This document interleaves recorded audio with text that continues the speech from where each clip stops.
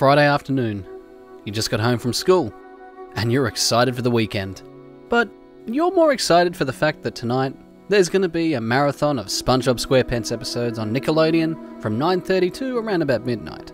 Of course, you'd do your homework if you got any, play some video games, whether it be on the computer or the PlayStation. You might be playing Vice City or The Sims or something, but you would await eagerly for 9:30 to come, and when that time finally came, you'd hop into your bed, switch the TV over to cable, and have your eyes glued to the screen until midnight. This was every Friday for me back in 2003, and I was probably 9 or 10 in year 3 of primary school when this was all going on. And I was elated throughout the whole day because I knew there was one more day to go till the weekend, and that tonight, I'm going to be watching SpongeBob. And when they finally stopped those SpongeBob SquarePants episodes every Friday night, I remember feeling so devastated. I don't know for how long they were doing it for, or when they even stopped it, but or even what show they replaced it with. I can't even remember, but I remember crying my eyes out when I heard that news. I was so devastated. It meant so much to me that when I slept through it all on a Friday night, I watched like 1 or 2 episodes, I fell asleep, woke up Saturday morning, and I cried. Seriously, that's how much SpongeBob SquarePants meant to me. SpongeBob meant so much to me that when I heard there was a video game for the PlayStation 2 available, that was the instant that I begged my parents to buy it for me. And that game was Revenge of the Flying Dutchman. Developed by a completely unknown studio called Big Sky Interactive, with only 2 games under their belt, which are a tie-in game for Jimmy Neutron and Revenge of the Flying Dutchman. It's the only game they've made since. Now, of course, a lot of people might remember Battle for Bikini Bottom more so than this game, and understandable since it's actually the far better game, and it's even getting a bloody remaster soon. They're both in the same genre. I mean, this is the first of 3 games I like to call the 6th gen SpongeBob trilogy. Plus, there's also handheld versions for the Game Boy Advance, and for convenience sake, let's just call them the SpongeBob Advance trilogy. Revenge of the Flying Dutchman is a forgotten beast. Poor thing. It gets shat on by everyone because it's the first in the series. But you know what? I'm not going to let that stop me. I'm going to give it a fair and equal chance to wound me with its charm, and try to see if it's not a total pile of shit. Oh, and by the way, if you didn't catch the last episode for whatever reason, this particular game case is also haunted by the ghost of a dead pirate. Yes, well, it's all part of this elaborate and unplanned storyline, you see? You gotta save me from this 1,000-year-old curse that's... Yeah, I know. To save your soul, we gotta complete the game 100%. We know this already. Look, let's just get you into the PS2, alright? Don't you manhandle me like that, you overgrown bilge rat! Hey, wait just a damn minute. You owe that pirate guy an apology. You took just as long to make Duke Nukem 64 as you did this video. What gives? I be thinking the little action man is right. Why'd you take so long to make it, you lice-ridden landlubber? Sorry. I was watching stuff like, The Witcher. And I was playing Brutal Doom 64. I mean, the proof of that's on my channel after all. Get off the PlayStation, Duke.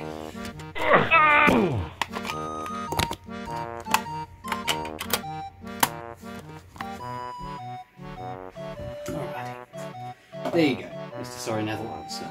Thank you, me heart. I bet you were just jerking off to that perverted hentai shit, weren't you, you oversized man baby? Well, you see, about that, I mean, I just... Look, let's just start the game already.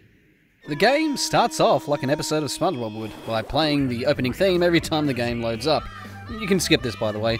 And when we get to the main menu, it's not so much a menu as it is an experience, because we control SpongeBob in the Krusty Krab's kitchen, and the different locations are menu options. Like, to start a new game, you walk up to the grill by the serving window, or to load a game, just walk out the door. The options menu is here by the deep fryer,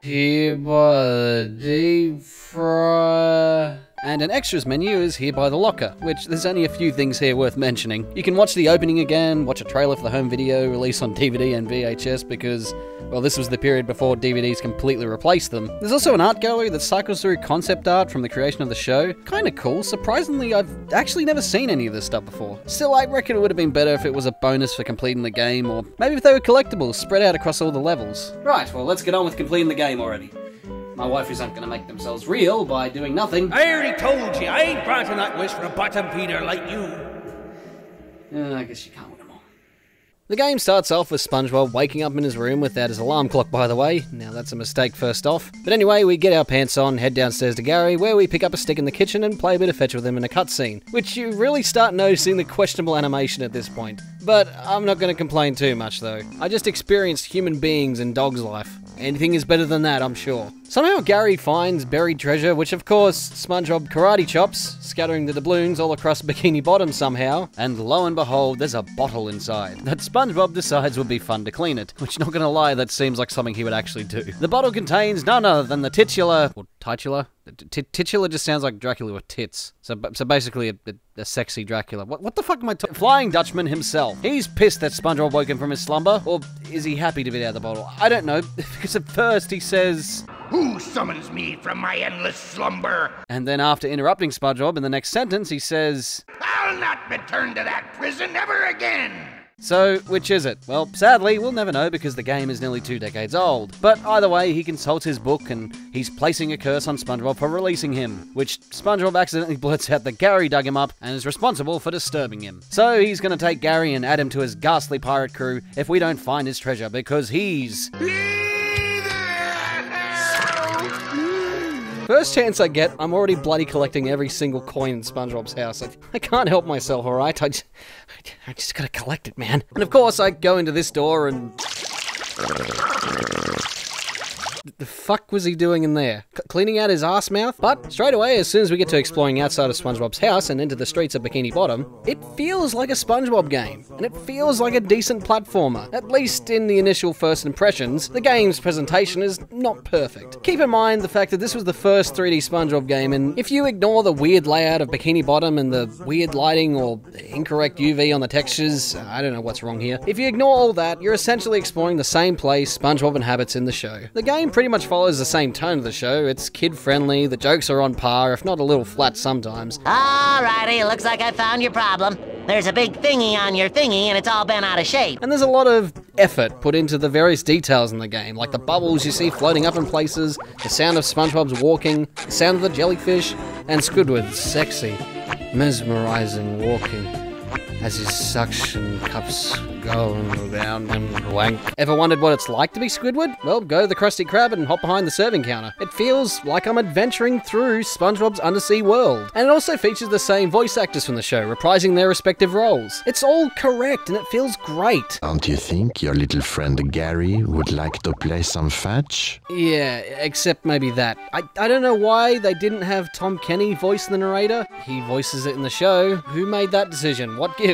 Also, some of the background characters could have been voiced by the talented actors that normally voice the background fish in the show too, but other than that little gripe, it manages to capture a glimpse of the familiar and charming atmosphere that you know and love from the show. The game itself controls fine. SpongeBob feels like SpongeBob. You've got pretty much all your bog standard platforming controls, like your jumps, your high jumps, hovering, body slam. There's a roll move that makes me think of Mario Odyssey. Speaking of which, this game is pretty much a 3D platformer with collection elements, and I gotta be typical and say it's your standard Super Mario 64 Banjo-Kazooie Spyro-style platformer, with Bikini Bottom sort of being your hub world and the bus stops being the entrances to other places. Now, in terms of collectibles, you've got your abundant ones, which are doubloons that are strategically placed all around the levels in the game that encourage you to explore every nook and cranny. You've also got these letter pieces that spell out the word SpongeBob, and these are the most important ones. You know, power stars, jiggies, bones, dildos, you get it. You earn these either by finding them from exploring and doing the usual platform stuff, completing missions, and competing in minigames. And when you finally earn all of them, SpongeBob spins at the speed of light.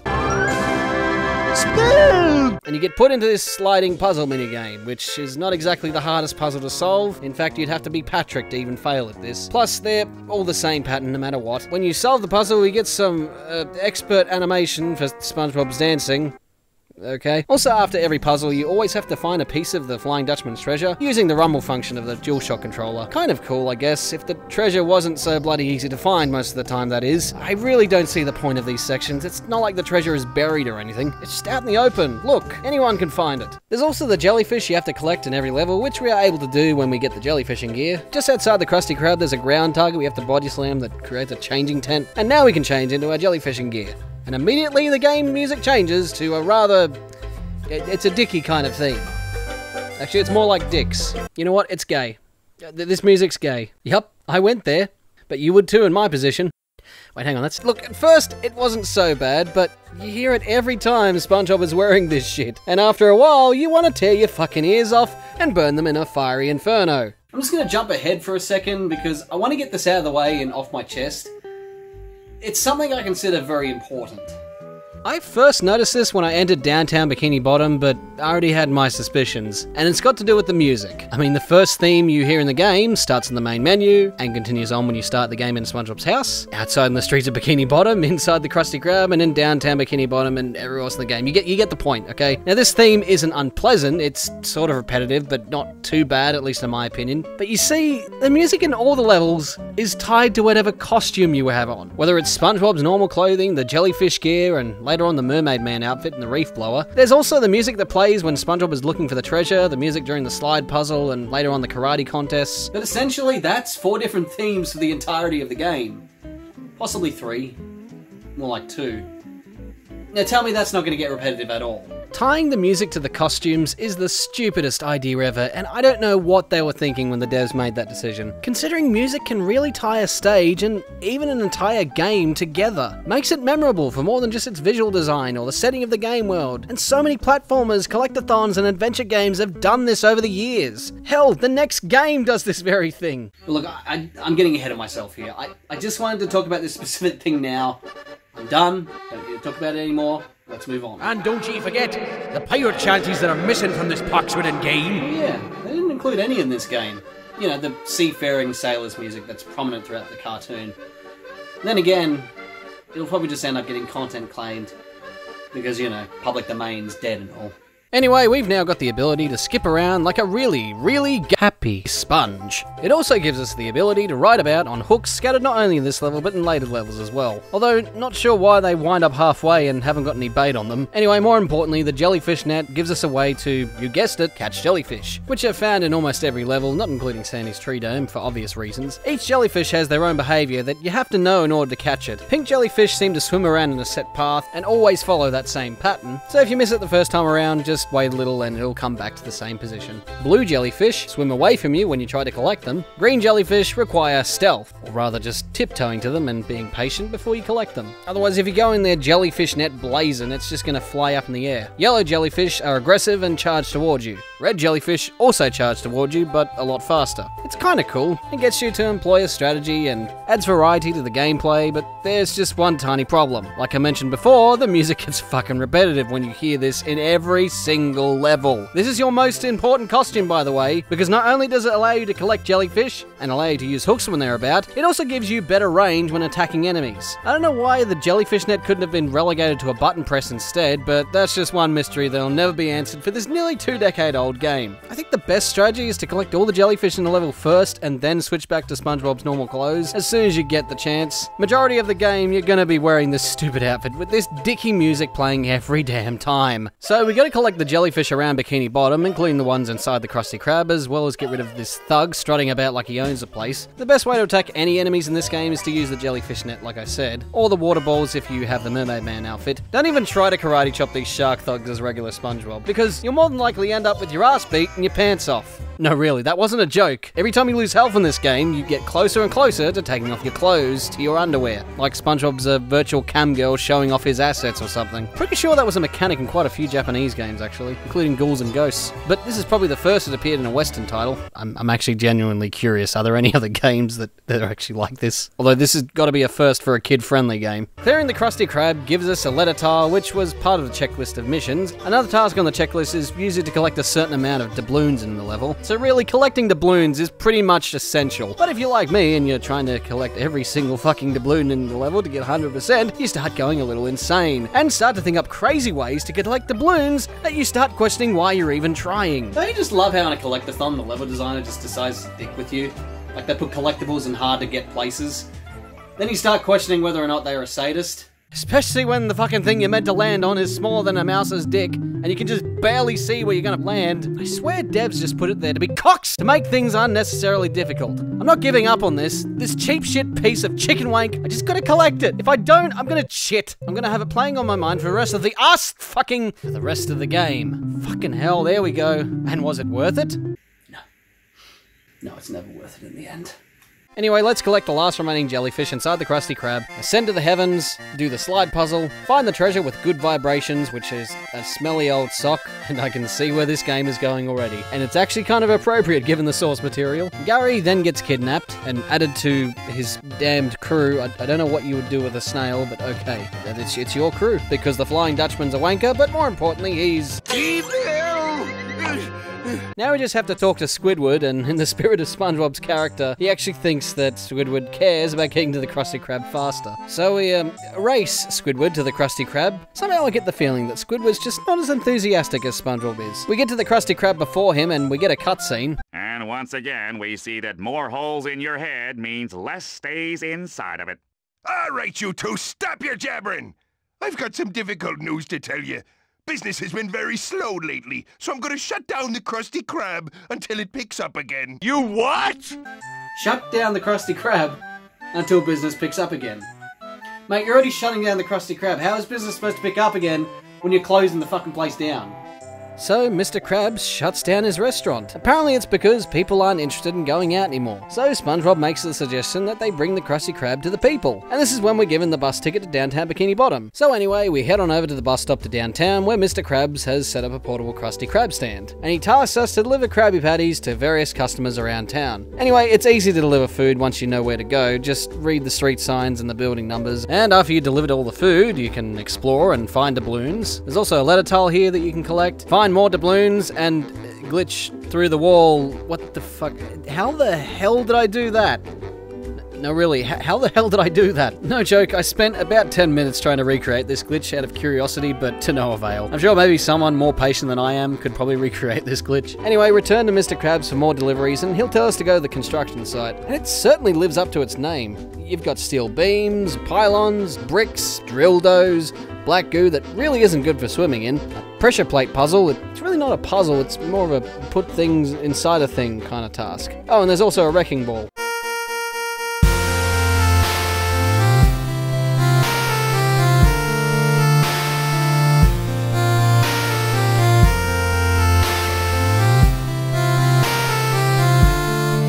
Our first order of business is delivering Krabby Patties to the construction foreman. Rather simple, there's only two. These asshole workers don't like SpongeBob, so don't go near them or they'll just fucking smash you. Alright mate, here's your food, but look, you fucking workers are assaulting people. You know, I ought to sue your ass. Hey, look at me when I'm talking— Oh, you've got no eyes. Sorry. Actually, you know what? I'll deal with this myself. Fucking take that, you shit licker. And by the way, you get the Mermaid Man outfit in this area after you give Patrick some food. As far as I can tell, this is the only area where you ever have to use this costume. I mean, yeah, it's useful for taking out enemies from a distance, and the music for it is actually pretty cool, and it does fit with something SpongeBob would wear. No complaints about it, really. But apart from that, its only use is to get up to this area here to collect the letter tile. And no joke, you don't need to use it anywhere else in the game. Anyway, collecting the balloons in this area is pretty straightforward. It's not hard, but you will have to contend a little with the frame rate in some parts of the level. It just completely tanks, especially here where all the construction type stuff is going on. Other than that, the platforming here is actually pretty satisfying. Of course, once you've finished your doubloon collecting, you can start collecting the jellyfish to save yourself the grief of the music. And what the fuck is wrong with this pylon model? It's like, you know how in some PS1 games there's like that warping effect on the 3D environment? Well, it's like that got fucked sideways.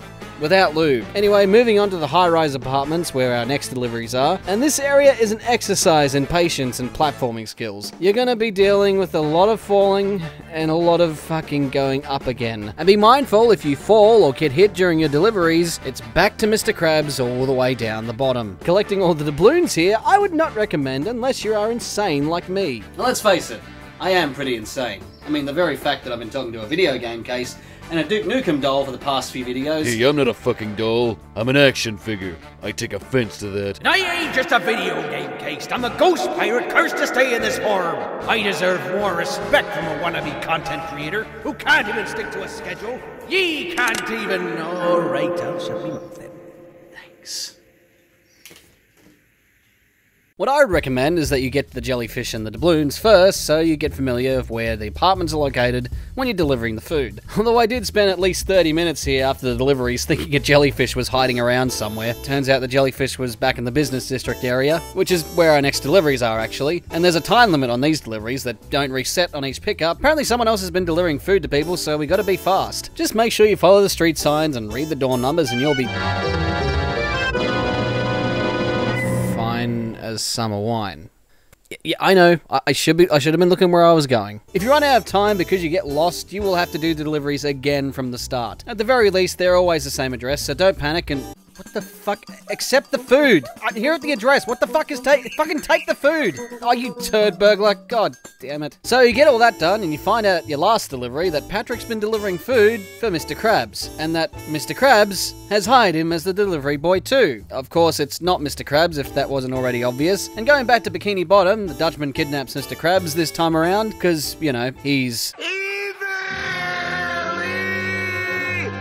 Will you please stop saying that? Anyway, we follow Patrick around the Krusty Krab. He just frolics around a bit and is obviously going to the chum bucket. Come on, we know this already. Where this imitation Krabs is giving him orders. And of course, the robotic culprit behind this whole ordeal turns out to be none other than Plankton. Plankton! Plankton? Of course, you nattering nincompoops. By the way, there seems to be a problem in this area in particular, and it happens throughout the game as well, but the lighting is really poor here. Like, it's too dark, and you can barely see Plankton and his robot crabs, which, by the way, never shows up again. There's also this constant sound of bubbling water, and it's kind of annoying, actually. Behold, the greatest attraction to ever appear in Bikini Bottom, Chum World. So we need to get to Chum World, but to get there we need a bus pass. That's located in Jellyfish Fields. But first we need a bus pass for Jellyfish Fields. Do you see the problem here? Yeah, First, let's spend our hard-earned sand dollars to get that book about curses that Squidward was selling. Actually, wait, hang on. No, you just borrow it. This is me, currently editing, and I honestly thought, when I wrote it, I was recalling from memory for this particular moment. It's actually another thing you buy later on, not this. So, yeah, I just thought I might add that, and I thought I might leave that in, because I already recorded the voice for it, and now I'm just adding this in, unscripted. Good work, Sean. You dickhead. And as the book is read to us by the fake narrator, Sandy breaks the rocks that were blocking the road to a tree dome, because she's drunk. And after SpongeBob tells her his woes about Gary getting kidnapped, we are challenged to a karate contest and are put into a Mario Party minigame. Or at least, I swear something like this was in one of the Mario Parties. Well, anyway, the idea is you gotta smash all the stuff and avoid Sandy. The only strategy here is basically mash the action button. It's the quickest and easy way to get points, and you're immune to all damage from Sandy when you do it. And you may as well do this for every single karate contest that pops up in this game, because it's the same thing every time you play this minigame. It's honestly such a throwaway. It could have been a lot more involved. Maybe make it more, I don't know, challenging? Make it so I can't exploit the action button every time? Hell, even when I get hit by Sandy, make me lose health. There's just no consequences for this minigame. Neptune's beard, I'm a 500-year-old ghost, and even I think you're beating a dead whore. Pretty sure that's supposed to be horse. Not the way I used to do it. Once we've won the karate game, we can head on into Sandy's, where she apparently got fired up after being defeated and poked holes through a tree dome, and now it's filling up with water. In other words, it's an excuse for SpongeBob not to wear the fishbowl over his head. So, first order of business, plug the holes with the acorns, which prove a little more difficult than it looks. Of course, most of them will go in okay, but a couple of them will shit eggs out the arsehole. God damn it. Just, there's one fucking hole here. Why can't it go in? Oh, cocksucker, get in there! Just plug the fucking hole already. Plug it. Plug it like you mean it. Come on, plug it like a hush in a butthole. Come on! Oh my god, that took longer than what it should. Oh, for fuck's sake, not again. Ah, shit, come on. There we go. Once that's done, return to Sandy and she'll walk back into the tree dome, only to walk back out to tell us that she could sure use something special to spruce up the old tree. And of course, now we can collect all the doubloons and the letter tiles around the place, because this makes the windows open and close and makes it easier for our collection outfits. Also, there's this squirrel wheel here that you have to run on, and it's like that 1 vs 3 Mario Party minigame. Yeah, that one. Anyway, you get a letter tile if you complete it. Anyway, let's get that something special for Sandy. Only place I can really think of to get something like that is the yard sale Squidward's having. Name your price, yard merchant. I'll sell it to you for 200 sand dollars. Start saving your You know what, Squidward? I think I've got you 200 sand dollars right here. Oh, and here's a tip. Of course, it's obviously not an acorn, and Sandy finds that out quickly as a bunch of hornets and bees, and yes, all in the same hive, get let out into a tree dome. And basically, we have to catch them like they're jellyfish. And they pretty much share the same AI as jellyfish. The bees patrol the same path, and the red hornets will just attack you. Anyway, once we've collected enough doubloons, caught all the bees and hornets, slam the hive off the... Shit. It's back to Sandy for another karate contest inside a treehouse. And of course, you beat it by mashing the action button. How else? And then, like before, ascend into godhood, do the slide puzzle, find the treasure, which this time it's dentures. Whose are those, the Flying Dutchmans? Or is this actually a set of top and bottom jaws that's been brutally ripped out of a poor, unsuspecting murder victim's skull? Nah. Once that's done, it's a cutscene of poor Squidward getting kidnapped by the Flying Dutchman. Because, you know, this asshole is... Donuts! Now, we didn't get a bus ticket for Jellyfish Fields, so, what do we do now? No, really, what do we do? I'm serious, where is this bus pass? No, really, where is it? No, I'm serious, where the fuck is it? I searched around the tree dome again. I searched downtown Bikini Bottom. I swear I searched all around Bikini Bottom, and I could not find this fucking bus ticket. Where the fuck is it? To infinity and beyond. Hello! Don't look at me, I didn't summon him. I didn't invite him. I don't associate myself with space retards. Hello! I'm Buzz Lightyear of Stark Command. You mean Buzz Lightyear of Stark Command? Yeah, that too.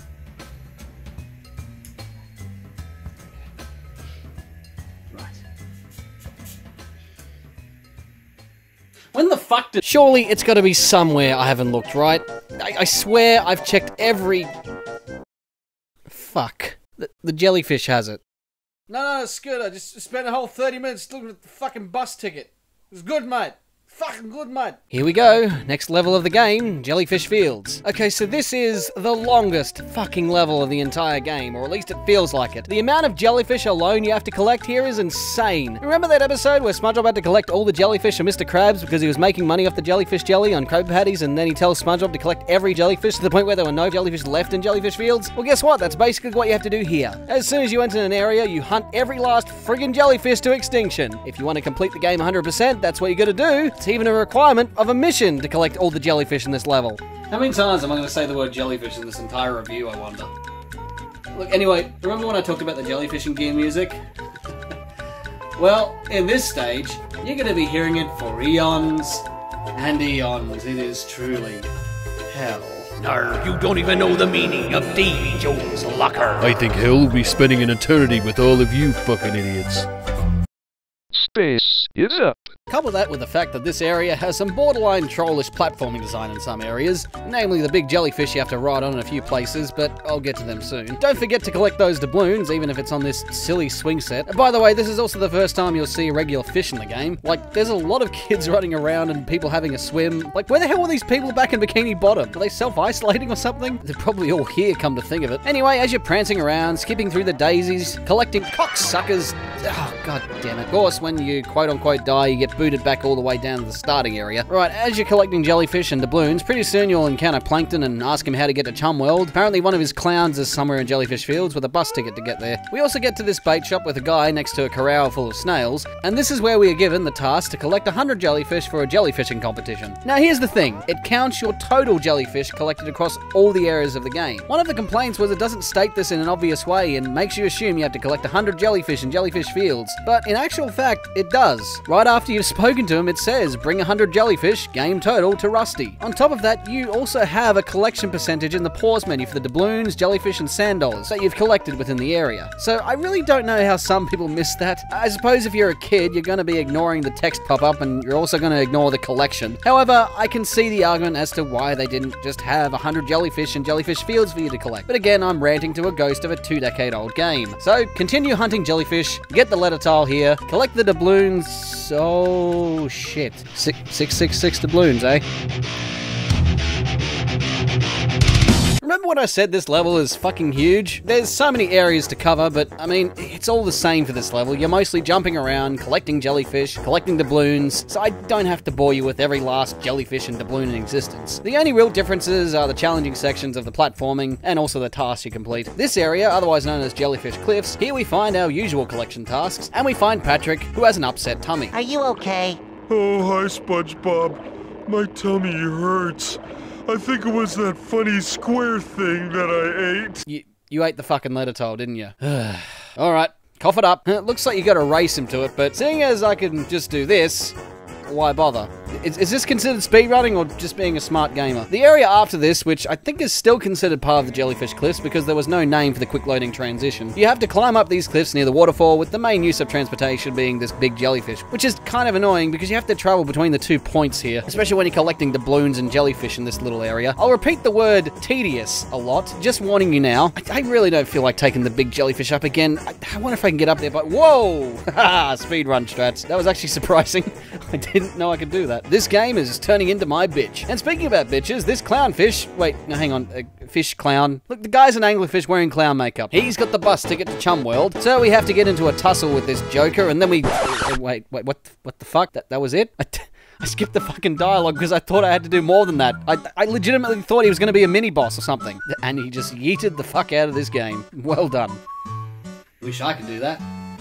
Oh wait, I can. Ow.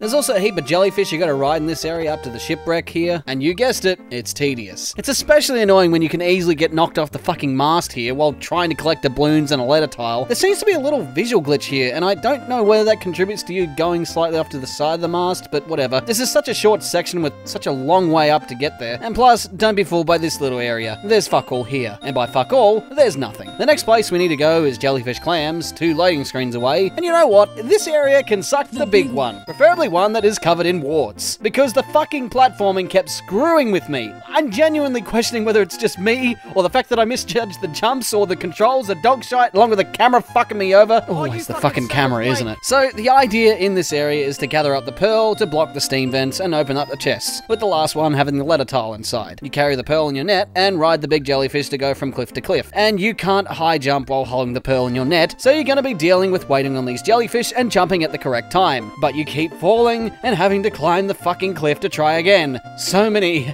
goddamn times. Once you've dealt with ass hurt jumping and got the letter tile, collect the rest of the jellyfish and doubloons. Then we're on to the next part of this area, and this is where we find the great white jellyfish that we are required to ride. And fuck me, it's not hard, but it's also hard at the same time. So in other words, it's both flaccid and erect. Why the fuck do I keep making these jokes? Anyway, like I really could have done it first go, but I blame the camera for the first fuck up. And you keep getting this constant message of, stay on board the great white jellyfish. Okay, I know. I'm just jumping over the cliff it's going under. Stop telling me this. Stay on board the great white jellyfish. Yeah, okay, I fucking know. It's going under the... Fuck you. Bullshit. I went completely through the jellyfish. You saw that. I swear, every time I jumped over the cliffs and back onto the jellyfish, my asshole went into my lungs. And it's a long fucking task you have to complete, too. It takes 3 minutes to go all around the level, by the way. Imagine getting to the end and you fall off. I'm grateful that didn't happen. But I'm sure there's an alternate reality where I did, and I chucked the fucking game out the window. I suppose I should be grateful it wasn't this reality. Anyway, if you collected everything in all the other areas like I did, you should have 100% of doubloons and jellyfish when you've done the rest of the collecting in this area, as well as jumped on the clams to get the final letter tile. And you'll win the reef blower, which you'll have to use immediately because SpongeBob accidentally lets all the snails out. It's easy to round them up, it's pretty much akin to Luigi using the blow feature on the poltergust, just with a little less control. And you get to use this costume a total of 4 times in the entire game. No really, this is the first time you use it. The next 2 times are coming right up. And speaking of coming up, when we collect the final letter tile, SpongeBob comes really hard. Oh yeah, good joke, you fucking dick. We do the easy-ass slide puzzle, then yes, we become David Attenborough to search for the lost treasure of the Flying Dutchman. And this time it's a pair of glasses. Then, the Dutchman tries to kidnap Patrick, but in the spirit of Patrick's character, he actually wants to join his damned pirate crew. Anyway, we're back in Bikini Bottom, and right by the changing booth, Larry the heavyweight champion of the world is waiting here and wants 50 jellyfish in order for us to get a bus ticket to go to Goo Lagoon. All our jellyfish got taken by the bait shop guy, so we'll have to collect jellyfish elsewhere. Anyway, we've got to don the reef blower again because there's a fan we have to blow behind Squidward's house that was useless without the reef blower. And this is usage number 2 for this costume. Do you see the problem here? There's now 2 more uses for this costume. The music's alright, at least. Too bad we're only going to hear it one more time. So before we go to Chum World, we've got a loose end to tie up in downtown Bikini Bottom with Sandy now that we've got the reef blower. We have to clean up the city streets by rolling piles of garbage into the sewer, thereby probably creating problems down the line. But let's not think about it too much. That's an issue for future generations to deal with. This is, believe it or not, the last letter tile for downtown Bikini Bottom. And yes, same as always, slide puzzle, find totally hidden treasure, and then we get a bug-ridden wig. The next victim of the Dutchman's curse is Sandy because, say it with me folks, he's evil! Evil? Evil!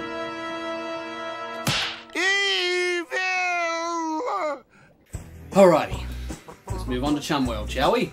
Okay, get on the bus stop, and loading. 1 minute later. Still loading. 5 minutes later. It's still fucking loading. 10 minutes later.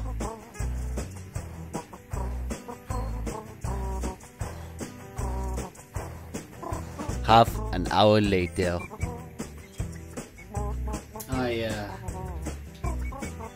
I don't think the game's gonna load, boys.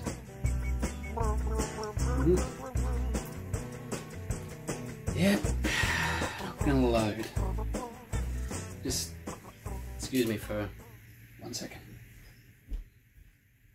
Fuck! This is no joke, okay? I played a solid 30 minutes after I saved before the game did this to me. And I know what some of you might say. Sean, why didn't you save before entering the level? I didn't really think I needed to for that reason. I mean, I usually save on the next level anyway. How was I supposed to know I would get a loading screen of infinite wank for my troubles? And up until this point, the game was running fine, all the levels were loading, it never did this once. So, of course, guess what? I had to do all that shit with the balls of trash, do the fucking treasure hunt. It took a little less time because I knew what I was doing. This time I saved before taking the bus to Chum World, and what do you know? It just loads for eternity. You can encase this game in an indestructible time capsule, and the inevitable heat death of the universe would come and go. A new universe would start and end, the multiverse and the ultraverse could combine and destroy itself 1,000 times over, and it will still never finish loading. It just keeps loading and loading. It just loads and loads and loads,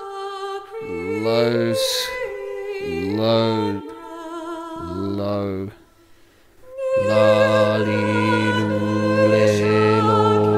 Oh god, what am I gonna do? I can't leave the game unfinished. But I can't do anything in the game now. I can't progress past that one point. I can't 100% complete it unless I can get to Chum World.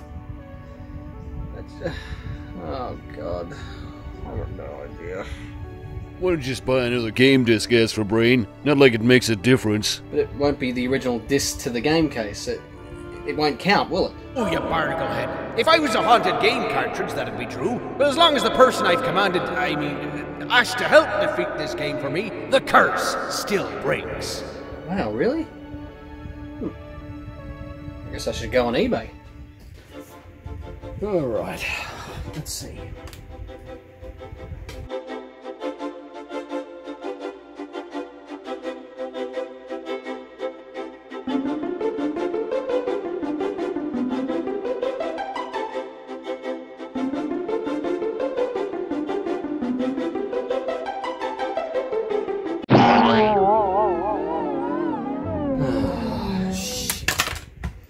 Gonna take forever to get here. Thanks, Corona. Never be drinking you again.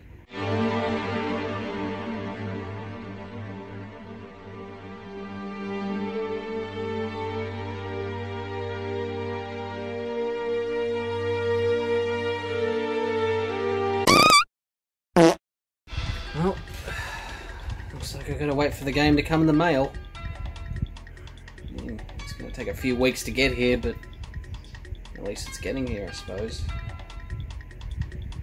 In any case, I guess stay safe and have a nice step. Buzz Lightyear to the rescue. Have you been on that game the whole time? This is a game. Give it yeah. As well play this in the meantime. Any advice? I come. in pieces. Yeah, I definitely need therapy after this. Hello there, Sean the Extra Guy here, thanking you all for watching SpongeBob SquarePants Revenge of the Flying Dutchman Part 1, and please excuse my voice, it is currently 4:30 AM when I'm recording this. My brain is slowly turning into sleep goo, and well, I guess I can't really apologise enough for taking so long to get this video out, so pretty much this entire video was my apology. I'm sorry for taking so long. Things just got hectic over the course of 6 months. Again, just a lot's been happening, and I've also been focusing on the channel as well with, you know, Let's Plays and that. Anyway, moving on. If you like this video, you know what to do. Comment below if you want to. Share the video around, really does help me out. And if you haven't done so already, click that subscribe button and click the bell notification so you can stay tuned for the next video where we'll be doing Toy Story 2 Buzz Lightyear to the Rescue. And after that, we'll do Part 2 of SpongeBob SquarePants Revenge of the Flying Dutchman. Anyway, thanks again for watching, and as always, stay safe and have a nice day.